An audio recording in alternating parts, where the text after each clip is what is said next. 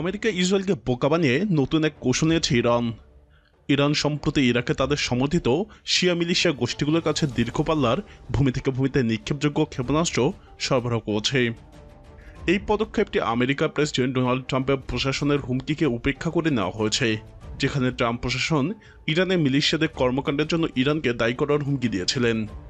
এই অস্ত্রসমূহের মধ্যে কুটস 351 cruise missile এবং জামাল 69 ব্যালিস্টিক মিসাইল রয়েছে, যা ইউরোপ পর্যন্ত পৌঁছানোর ক্ষমতা রাখে।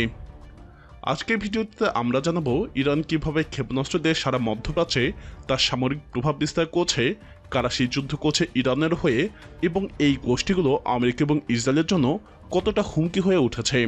গোটা বিশ্ব যখন গাজার ধ্বংসস্তূপের দিকে তাকিয়ে স্তব্ধ, তখন আরব মরুভূমি পেরিয়ে পাহাড়ের গোপন কোনো বাংকারে বেজে উঠেছে ক্ষেপণাস্ত্র প্রস্তুতির সংকেত।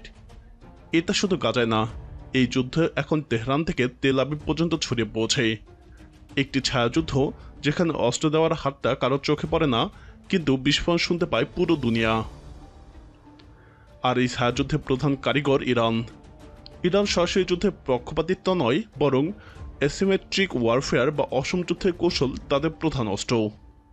এই কৌশলে ইরান নিজেদের সেনাবাহিনী না পাঠিয়ে অন্য দেশে তার অনুগত মিলিশিয়া গোষ্ঠীগুলোকে প্রশিক্ষণ দেয়, অর্থ এবং অস্ত্র সরবরাহ করে এবং তাদের দিয়ে যুদ্ধ চালায়। এতে ইরান নিজের ক্ষয়ক্ষতি ছাড়াই শত্রুকে দুর্বল করে দিতে পারে। এই কৌশলের অন্যতম বড় দিক হল ডেনিয়াল, অর্থাৎ ইরান কখনোই স্বীকার করে না যে হামলার পিছনে তার হাত রয়েছে। ইরান যেসব ক্ষেপণাস্ত্র সরবরাহ করছে সেগুলো রেঞ্জ, গতি এবং শক্তি সম্পর্কে জানা যাক। ইরান নিজস্ব প্রযুক্তিতে বহু রকমের ক্ষেপণাস্ত্র তৈরি করছে, যেগুলো এখন তার প্রক্সি গোষ্ঠীগুলোর হাতে তুলে দিচ্ছে। চলুন কিছু গুরুত্বপূর্ণ মিসাইলের তালিকা দেখে নেওয়া যাক। প্রথমেই কুটস 351, একটি ভূমি থেকে উৎক্ষেপণযোগ্য ক্রুজ মিসাইল, যার পাল্লা 1000 কিলোমিটার। এটি একটি সাবসনিক গতির মিসাইল। এটি দিয়ে সৌদি আরব এবং ইসরায়েলকে লক্ষ্য করে ব্যবহারযোগ্য হামলা করা যাবে। 2 নম্বরে জামাল 69 মিসাইল। এটি ব্যালিস্টিক মিসাইল, যার পাল্লা 1400 কিলোমিটার। এর গতি মাক 5, অর্থাৎ হাইপারসনিকের কাছাকাছি। বৈশিষ্ট্য ইরাক থেকে সরাসরি ইসরায়েল পর্যন্ত পৌঁছাতে সক্ষম। 3 নম্বরে আছে ফাতা 110। এটি শর্ট রেঞ্জের ব্যালিস্টিক মিসাইল, পাল্লা 300 কিলোমিটার আর গতি মাক 3। বৈশিষ্ট্য হচ্ছে সিরিয়া এবং লেবাননে ব্যাপকভাবে ব্যবহার করা যায়। 4 নম্বরে জিলজাল সিরিজ। এটির ধরন ব্যালিস্টিক মিসাইল, যেগুলো পাল্লা 200 থেকে 700 কিলোমিটার। এগুলোর বৈশিষ্ট্য হচ্ছে হিজবুল্লাহ এবং হাস আল শাবি গ্রুপগুলো তাদের হাতে পৌঁছেছে। 5 নম্বরে শাহাব 3। এগুলোর ধরন হচ্ছে মিড রেঞ্জের ব্যালিস্টিক মিসাইল, যেগুলো পাল্লা 2000 কিলোমিটার পর্যন্ত। বৈশিষ্ট্য ইসরায়েল সহ আমেরিকার ঘাঁটির লক্ষ্যবস্তু। ইরানের প্রক্সি নেটওয়ার্কগুলো পুরো মধ্যপ্রাচ্যে বিস্তৃত। এখানে প্রধান প্রধান গোষ্ঠীগুলোর পরিচয় এবং কাজ সম্পর্কে জেনে নেওয়া যাক। প্রথমেই লেবাননের হিজবুল্লাহ। তাদের সৈন্য সংখ্যা 40,000 বেশি যোদ্ধা রয়েছে। ইসরায়েলের উত্তরে হাজার হাজার রকেট মজুদ রয়েছে। ইরানের প্রত্যক্ষ প্রশিক্ষণ এবং অর্থায়ন পায়। 2 নম্বরে রয়েছে ইরাকের হাসজি সাব্বি। 50টি বেশি মিলিশিয়া নিয়ে গ্রুপের জোট এটি, যার জনপ্রিয় নাম পপুলার মোবিলাইজেশন ফোর্সেস বা PMF। এগুলোর প্রধান ভূমিকা হচ্ছে আমেরিকান ঘাঁটিতে হামলা, ইরাকে ইরানের প্রভাব বিস্তার করা। 3 নম্বরে রয়েছে ইয়েমেনের হুতি বিদ্রোহীরা। সৌদি আরবকে লক্ষ্য করে ড্রোন এবং ক্ষেপণাস্ত্র হামলা চালিয়েছিল এই গোষ্ঠী। ইরানের প্রযুক্তির সাহায্যে দীর্ঘপাল্লার মিসাইলও ব্যবহার করছে তারা। কুদস এবং বুরকান সিরিজের মিসাইল বহুল ব্যবহৃত তাদের। 4 নম্বরে রয়েছে ফাতিমিউন এবং জৈনবিয়ন ব্রিগেড। আফগান এবং পাকিস্তানি শিয়াদের নিয়ে গঠিত এটি। এদের প্রধান ভূমিকা সিরিয়ার আসাদ সরকারের পক্ষে যুদ্ধ করেছিল। সরাসরি ইরানের ইসলামিক রেভলিউশনারি গার্ড বা IRGC দ্বারা নিয়ন্ত্রিত হয় এগুলো। 5 নম্বরে ইসলামিক জিহাদ এবং হামাস। ইরান সরাসরি অর্থ এবং অস্ত্র দিয়ে তাদের সহায়তা করে। প্রযুক্তিগতভাবে ক্ষেপণাস্ত্র উন্নয়নের সহযোগিতাও করেছে। এবারে আসি ইরানের জন্য এই গোষ্ঠীগুলো কেন গুরুত্বপূর্ণ। প্রথমত, গ্লোবাল প্রজেকশন অফ পাওয়ার।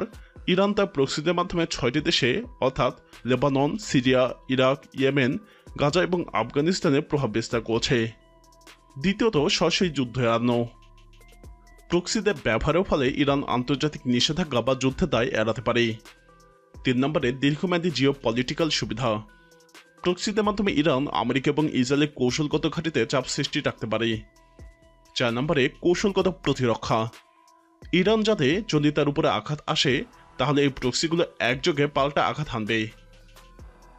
এবার আসি এই গোষ্ঠীগুলো কিভাবে আমেরিকা এবং ইসরায়েলের জন্য হুমকি হয়ে দাঁড়িয়েছে। 1 নম্বরে বহু ফ্রন্টে যুদ্ধ বাঁধানোর ক্ষমতা। একযোগে 5 থেকে 6টি স্থান থেকে আক্রমণ হওয়া মানে প্রতিপক্ষ বিভ্রান্ত হয়ে পড়া। 2 নম্বরে সাইবার এবং মনস্তাত্ত্বিক যুদ্ধ। হিজবুল্লাহ এবং হাসিসাবি ইতিমধ্যে ইসরায়েলি ড্রোন এবং সিস্টেম হ্যাক করেছে। 3 নম্বরে নিউক্লিয়ার ডিটারেন্স নয়, রিয়েল টাইম আক্রমণ। প্রক্সিরা খুব কম সময়ের নোটিশে ড্রোন, মিসাইল এবং গেরিলা হামলা করতে পারে। 4 নম্বরে মধ্যপ্রাচ্যকে অস্থিতিশীল রাখা। রাজনৈতিক এবং সামরিক দিক দিয়ে আমেরিকা এবং সৌদি আরবকে বারবার চাকাবের মুখে ফেলা সম্ভব। বিশ্লেষকরা বলছেন, যদি ইসরায়েল সরাসরি ইরানকে টার্গেট করে তবে ইরানের প্রক্সিরা একযোগে আঘাত আনতে পারে। হিজবুল্লাহ ইসরায়েলের উত্তরে আঘাত আনবে, হামাস এবং ইসলামিক জিহাদ দক্ষিণে, হুতি ড্রোন পাঠাবে সৌদি আরব এবং আরব আমিরাতে দেবে, আর হাস আল শাবি ইরাকে আমেরিকান ঘাঁটিতে হামলা চালাবে। এই যুদ্ধ হবে ডিস্ট্রিবিউটেড অ্যাসিমেট্রিক ওয়ার, যেখানে কেন্দ্র নেই কিন্তু আঘাত চারদিক থেকে আসবে। ইরান জানে জিততে হলে সবসময় সামনের সারিতে থাকতে হয় না। ছায়ার মধ্য থেকে অদৃশ্য অস্ত্র দিয়ে প্রক্সি যোদ্ধাদের ব্যবহার করেও এক একটি পরাশক্তিকে নতজানু করা সম্ভব। এই মুহূর্তে ঠিক সেটি করছে ইরান। এই পরিস্থিতিতে রাশিয়া বলছে ইরানের বিরুদ্ধে অবিরাম হুমকিতে বিশ্ব ক্লান্ত হয়ে পড়েছে এবং দেশটিতে বোমা হামলা শান্তি বয়ে আনবে না।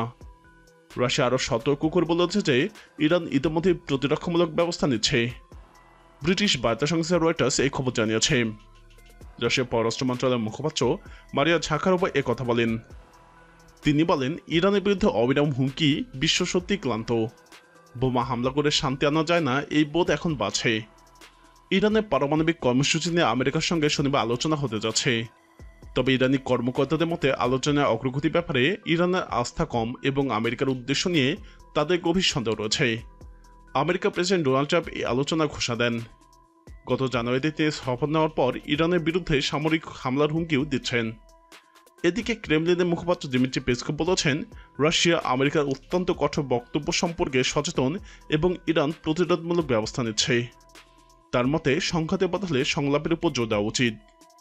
প্রিয় দর্শক, আমেরিকা ইরানের উপর হামলা করলে মধ্যপ্রাচ্যের পরিস্থিতি কেমন হবে? আপনার মতামত কমেন্টে জানান। মধ্যপ্রাচ্যের পরিস্থিতি নিয়ে আরও জানতে আমাদের চ্যানেলটি ভিডিও ট্যাব থেকে ঘুরে আসুন। এই ভিডিওটি ভালো লাগলে লাইক বাটনে ক্লিক করুন। ভিডিওটি আপনার বন্ধুদের সাথে শেয়ার করে তাদেরকেও ভিডিওটি দেখার সুযোগ করে দিন।